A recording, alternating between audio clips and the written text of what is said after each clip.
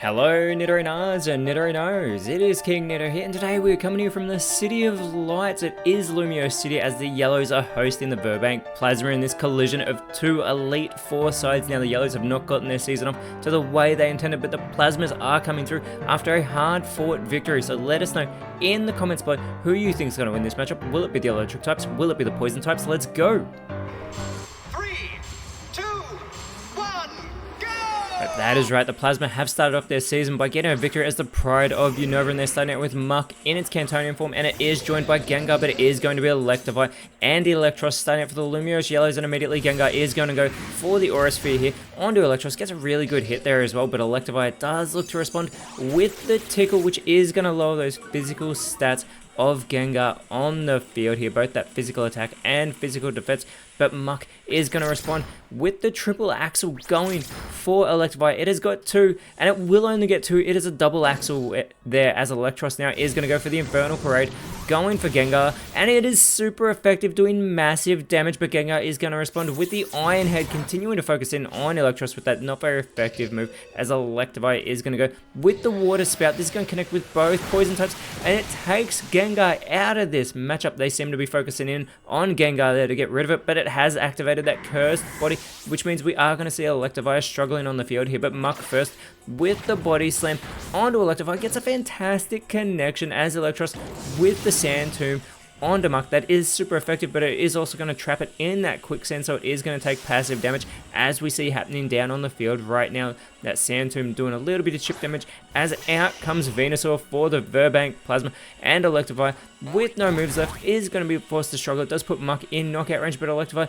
does take the recoil damage, and Venusaur looking to capitalize goes with the last respects, but it goes for Electros, gets a good connection there, and Muck is going to follow it up with the Bug Buzz onto Electivire to finish it off, leveling the playing field here between the Yellows and the Plasma. Yet again, this is two Elite Four sides. They have a lot of pride in this, as the Skitter Smack is not enough to get the elimination of Muck. It is able to hold on. It does have its special attack lowered, but the Sand Tomb is going to finish it off, and that immediately puts the Lumiose Yellows back in front in this early game, as now out comes Vikavolt for the Lumiose Yellows. It is going to be Tentacruel coming out for the Burbank Plasma, and it has speed control, setting up that misty terrain over the field, so no one is going to want to go for any Dragon type moves, because they are going to be so much weaker whilst that is in effect. Venusaur following up with the Zen Headbutt onto Electros is going to get the elimination, and just as it leaves the field, look at that beautiful synchronicity in the attire, the color worn between Vikavolt and Electros, as that Power Whip is not very effective on Venusaur, and Zip Striker comes out now for the Lumiose Yellows, immediately going for the Side Strike onto Venusaur. And that super effective move puts Venusaur in knockout range, but Tentacruel is going to respond with the Inferno. But that would have been super effective on Vikavolt, who is able to get out of the way. And the Dark Void from Venusaur is prevented from being done by some Dark Presence over the field. Vikavolt capitalizing, going with the Present, is going to eliminate Venusaur in all of that confusion after the Dark Void. Lumiose Yellows are back in front, and out comes Quillfish. Sorry, not Quillfish, Overquill, the evolved form, immediately taking damage there from Zeb Striker, as it is on the receiving end of the Infernal Parade, and I'm trying to catch my words here, as Overquill with the Infestation here onto Zeb Striker. It is going to be taking damage as well whilst being infested, as the Flamethrower from Vikavolt puts Overquill now into knockout range, and there is that Infestation with that terrifying noise doing damage to Zeb Striker, who is going to go for the Rock Tomb to finish Overquill off. The Lumiose Yellows are charging. They are building up some massive momentum. Tentacruel with the Calm Mind, and you want to keep calm during these circumstances, as your side is losing all that momentum. There is a special attack boost and special defense boost for Tentacruel, who has a massive 120 special defense, but it is on the receiving end of the entrainment now from Vikavolt, so it is going to lose that Liquid Ooze ability, but now it has that Levitate ability, so it will be immune to ground type moves, as out comes Brute Bonnet as the last Pokemon for the Burbank Plasma, taking on that Terrestrial form, and it had a great showing last round, truly embracing that poison type, and we'll see if it can continue that here again today, as the Lumiose Yellows have that 4-2 advantage.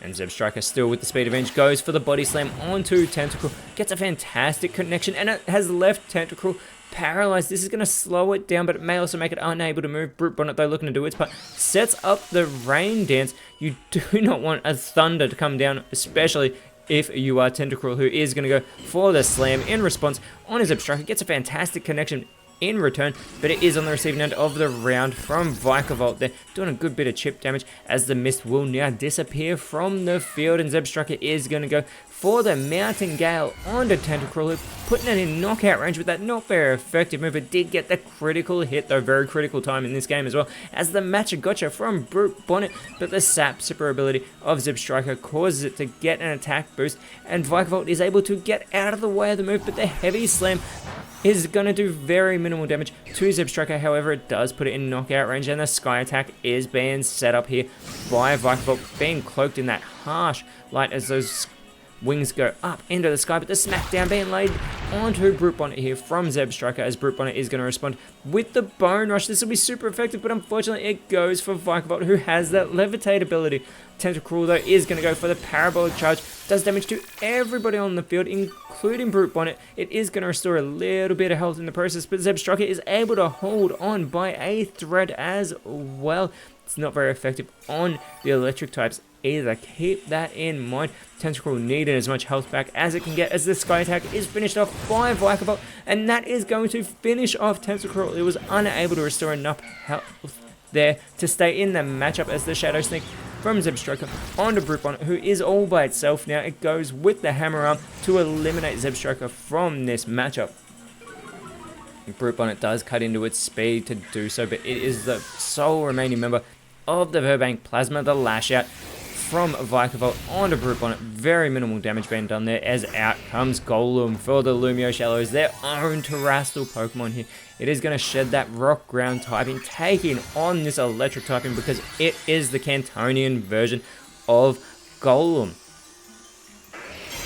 Brute Bonnet is going to have to try and take down 3 electric types, but Golem has the speed advantage, immediately going for a defense kill. Imagine if it goes for a rollout following this, as it does boost its defense. Vikavolt following it up with the rising voltage onto Brute Bonnet, and it gets the quick elimination.